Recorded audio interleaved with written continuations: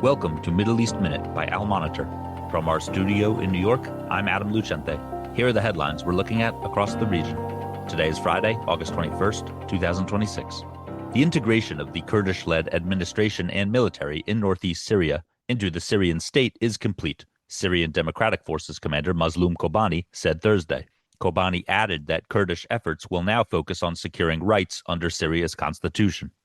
Kobani and President Ahmed Ashara announced a deal to integrate the SDF in January after government forces captured significant territory in the northeast. The government now controls the Qamishli airport and key oil sites, while Kurdish officials have received positions in the new government.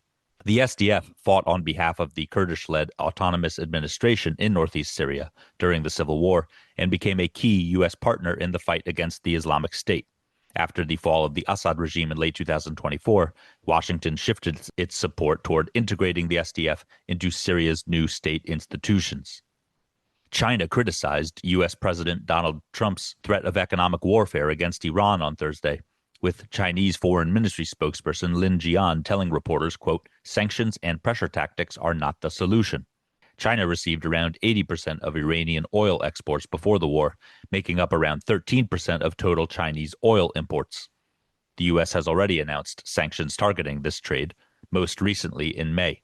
Meanwhile, the U.S. Treasury Department announced new sanctions against Lebanon's Hezbollah on Thursday and declared the group as in, quote, service to the Iranian regime.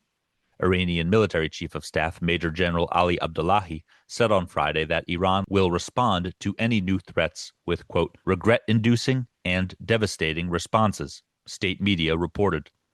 The Yemeni military announced on Thursday that it had carried out 81 military operations against the Houthis in the past 24 hours. Yemen is stepping up its operations as the Houthis claim more attacks in Yemen and against Saudi Arabia. The Houthis said on Thursday that they again fired drones at the Najran airport and Aramco facilities in southwest Saudi Arabia. Spokesperson for Iran's Islamic Revolutionary Guard Corps, Brigadier General Hossein Mohebi, told state media on Thursday that it is, quote, not possible for Saudi Arabia to deter the Houthis.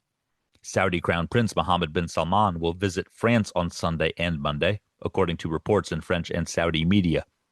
MBS is expected to meet French President Emmanuel Macron and participate in a session of the Strategic Council between the two countries. The two are also scheduled to attend the closing ceremony of the Esports World Cup on Sunday. This year marks the first time the competitive video gaming tournament has been held outside of the kingdom. France-Saudi cooperation has increased in recent years, and the two countries co-chaired a summit aimed at supporting a two-state solution to the Israeli-Palestinian conflict at the United Nations in New York last September. Hundreds of Tunisians protested in the capital on Thursday against the scarcity of drinking water and widespread power outages.